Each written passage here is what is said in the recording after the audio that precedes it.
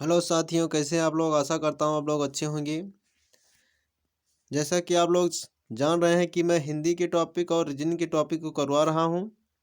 और हिंदी में मैंने आप लोगों को वर्णमाला, तद्भव तत्सम और पर्यायवाची टॉपिक को करवा दिया गया है। आज हम एक ऐसा टॉपिक लेके आए हैं जो कि ये भी बहुत इंपॉर्टेंट टॉपिक है यूपी पुलिस के लिए। अनेकार्थी।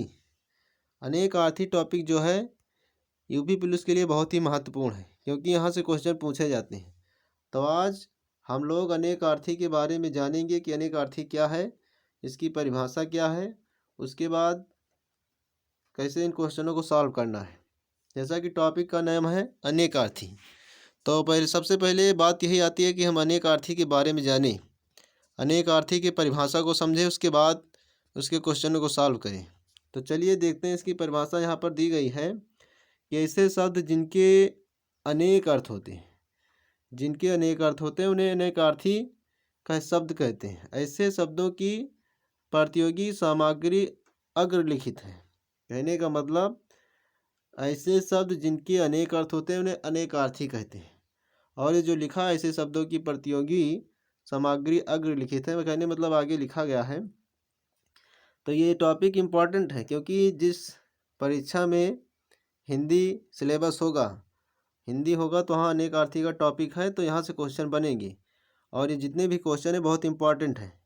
जैसा कि पिछली वीडियो में पर्यायवाची के बारे में बताया है गया है, और पर्यायवाची भी इम्पॉर्टेंट टॉपिक है।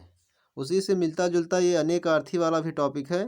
कहने का मतलब एक शब्द के अनेक अर्थ, उसी को अनेकार्थी कहते हैं। जैसा कि यहाँ पहला दिया गया है, पहला अंबर। अंबर का मतलब होता है वस्त्र, अनोस, कपास, आब्रक, बादल, अमृत। ये सब क्या है, अंबर के अनेकार्थी हैं। अगर हम अमृत की बात करें दूसरा, तो अमृत को सुधा भी कहा जाता है, जल भी कहा जाता है, घी भी कहा जाता है, अन्न भी कहा जाता है, मुक्ति भी कहा जाता है, पारा भी कहा जाता है, सोना भी कहा जाता है। कई बार ये पूछा भी गया है कि पारा का अनेकार्थी क्या होगा, या सोना का अनेकार्थी क्या हो सकता है। तो आप अमृत भी लगा सकते हैं, जल या घी, जो ऑप्शन में होगा आपकी। अही का मतलब क्या होता है, अही का अनेकार्थी शब्द हो जाएगा सांप, राहु, पृथ्वी, सूर्य, दुष्ट, वृत्तासुर। ये सब क्या है, अही के हैं। आराम की बात की जाए तो आराम जो है वाटिका, सुविधा, राहत, विश्राम, ये सब आराम के अनेकार्थी हैं। अंकोर की बात की जाए तो गोद, भेंट, रिश्वत। अंकोर का मतलब होता है भेंट देना या गोद देना। और उसके बाद रिश्वत होता है कलेवा, दोपहरी। ये सब अंकोर के अनेक अर्थ हैं। अम्ब की बात की जाए तो आम का वृक्ष या फल, ये होता है अम्ब।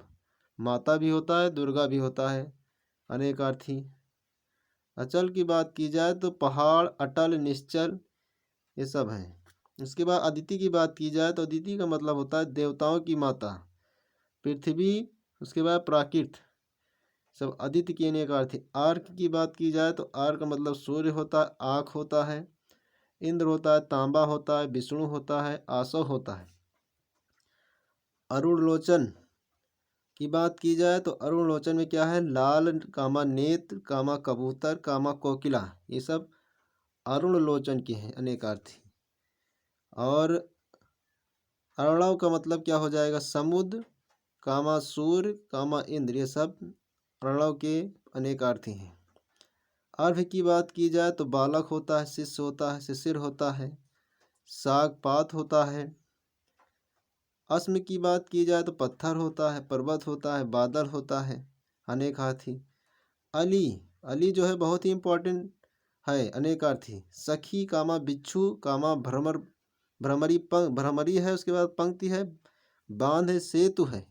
इसका अनेकार्थी बहुत पूछा जाता है, और यूपी पुलिस के लिए अनेकार्थी शब्द से एक या दो क्वेश्चन आना तय है।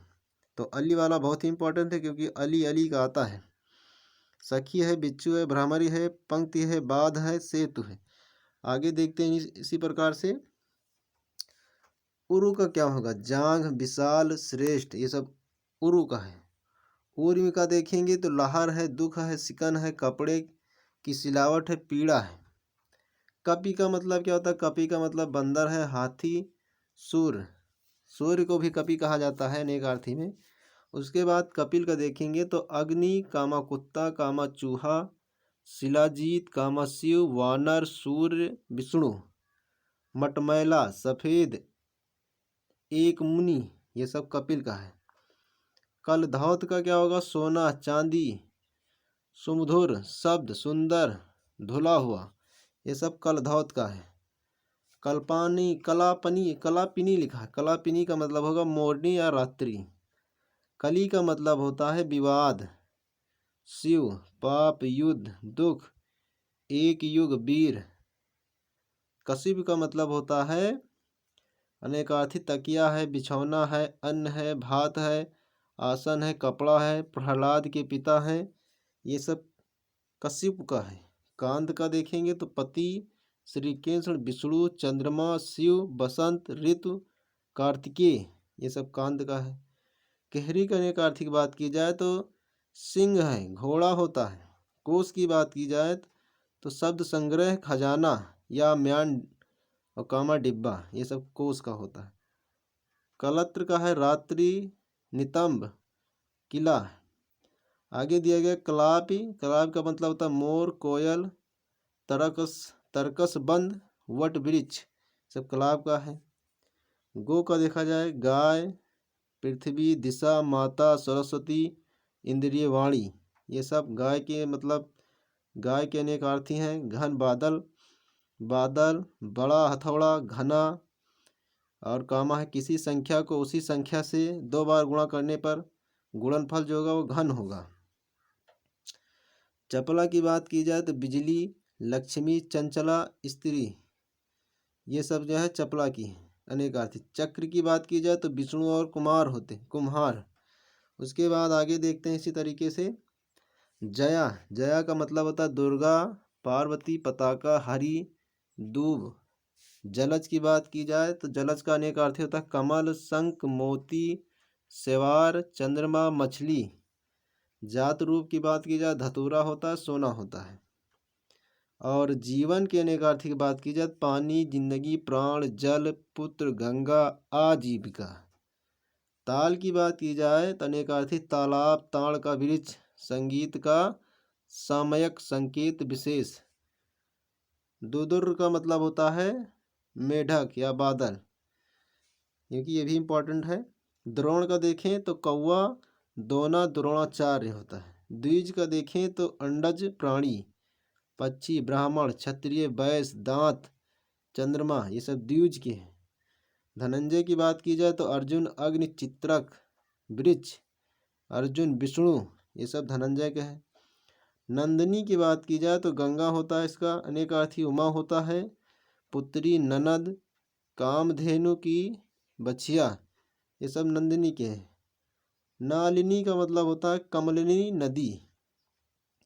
नीलकंठ की बात की जाए, नीलकंठ के अनेकार्थी की तो ये मोर होता है, शिव होता है, एक पक्षी विशेष। एक पक्षी विशेष की बात की जाए तो नीलकंठ, शिव हो जाएगा, मोर हो जाएगा।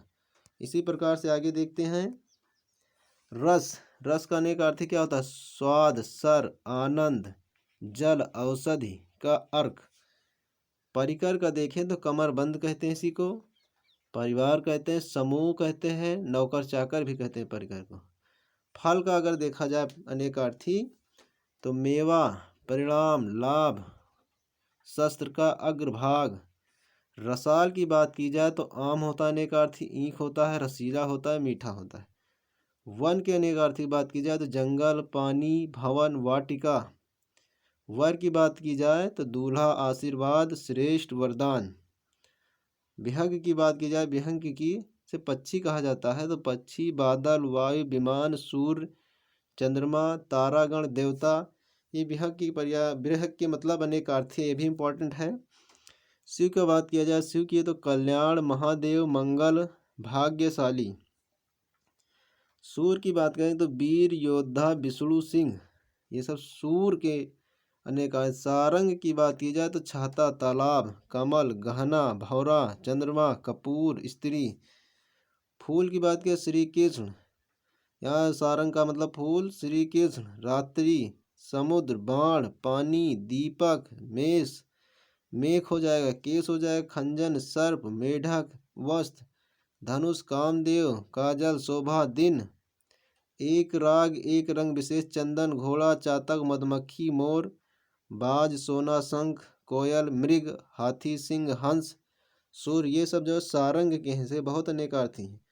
सुरभि का मतलब क्या होता है? पृथ्वी होता है, गौ होता है, सुगंधी होता है, सोना होता है, बसंत होता है, ऋतु होता है, सुंदर भी होता है। सुवर्ण की बात की जाए अगर अनेकार्थी, तो सोना को सुवर्ण कहा जाता है, सुनहरा कहा जाता है, सुंदर वर्ण का है।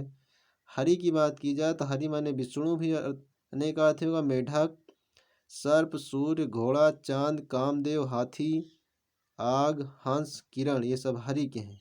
हर की बात की जाए प्रत्येक, सी हो जाएगा हरण करने वाला, हल हो जाएगा भिन्न के अंश के नीचे की संख्या को हर कहा जाता है। इस प्रकार के अनेकार्थी शब्द पूछे जाते हैं। जितने भी इम्पोर्टेंट अनेकार्थी थे उनको मैं करवा रहा हूँ। अगर आप लोग इसको तैयार करके जाएंगे तो हिंदी में इससे बाहर कुछ आएगा नहीं।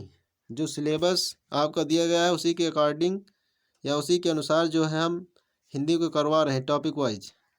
तो आशा करता हूँ आप लोगों को समझ में आया होगा। इसी के साथ मैं अपनी वाणी को विराम देता हूँ। जय हिंद, जय भारत।